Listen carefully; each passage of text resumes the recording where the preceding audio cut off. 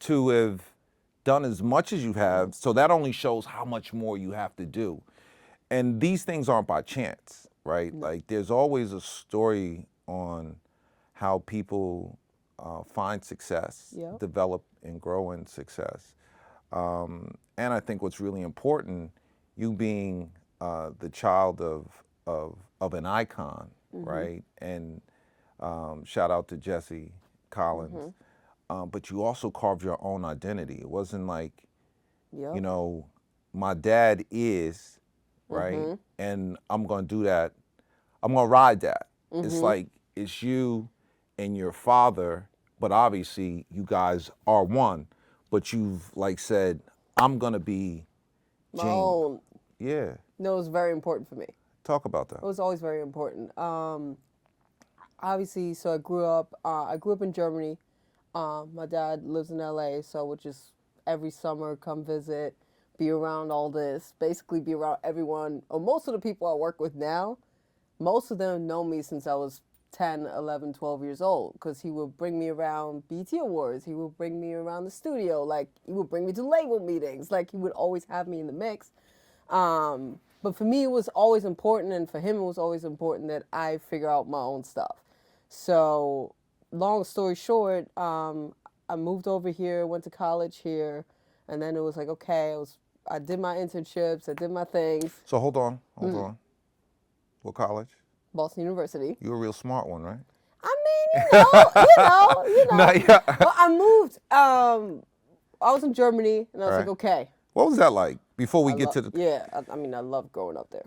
I had the best time. You know, my mom's still over there. That to me is home. But I was always like, okay, I want to work in entertainment. Did you fit? Like so? Okay. Yeah, yeah. So you speak German. Most people will say I'm more German than anything else. And you speak German. Fluently, better than English. Like, German's my first language, for sure.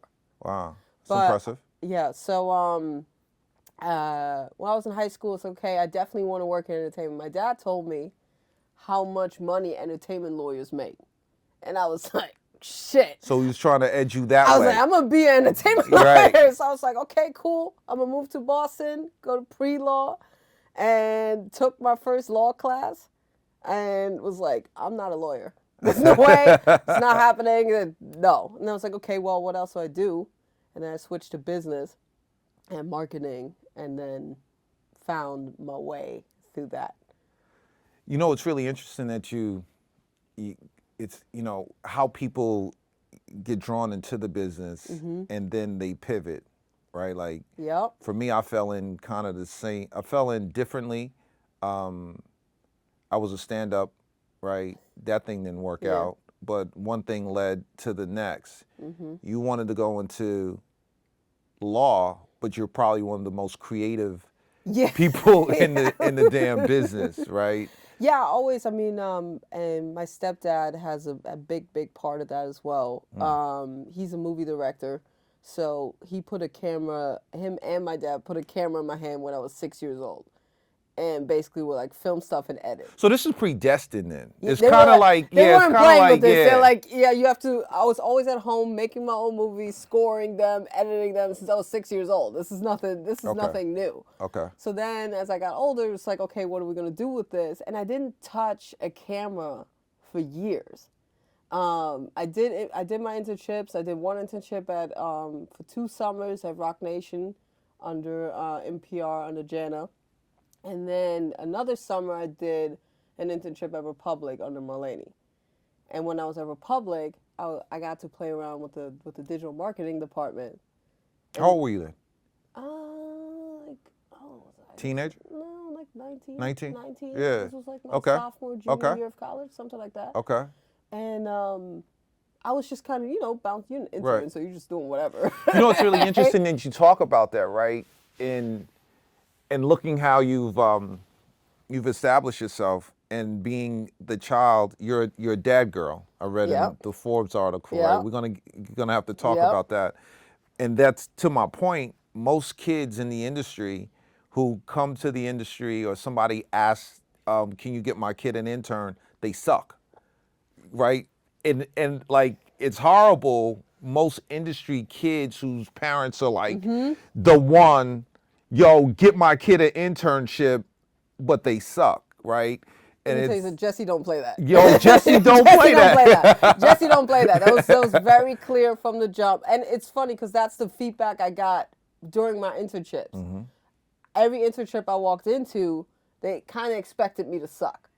You know, they were just kind of like, oh, God, here's another one that we just kind of have to hire because of Jesse, and it's probably just not going to do It's the anything. worst.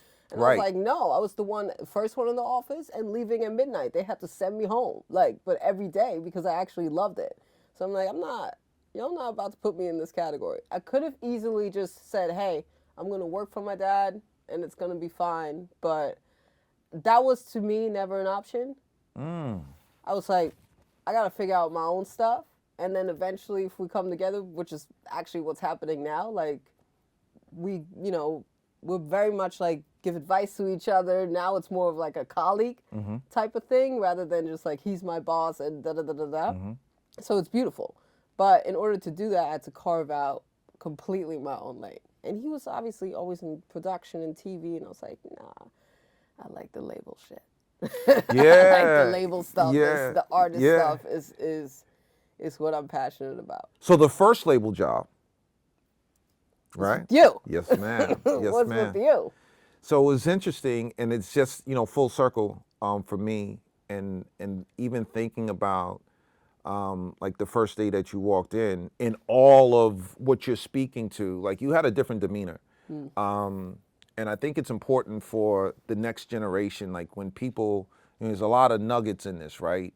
Is how do you approach it coming from a position of strength, meaning if somebody gives you that opportunity, what you do with it, and how do you come at it if you're somebody who wrangles in yourself, right? Like you find the way. Either way, there's no guarantee, No. right?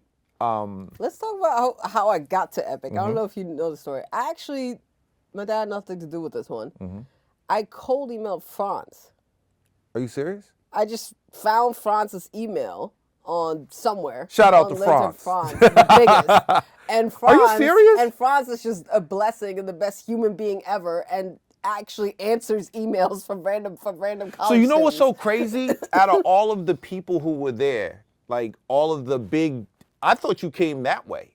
I found Franz's email, and Wow. Franz was like, and passed it along to Latrice Right. and Scott Carter, and was like, hey, you might want to interview her. I don't know. I was in college. I went to business school, so all my friends had jobs because they all accounting, finance, all this other stuff. They get hired a year before with $100,000 entry salaries, all types of shit, and I was like, a week before graduation, I had nothing. Yo, dude, it's so funny, it's so crazy. And pick back up at that point, but I think it goes once again, because we got to think about the struggle, right? We got to think about the grind. We got to think about, how you persistent, not leaning on what you could lean on, right? Looking for opportunities in probably one of the most closed shop businesses in the world.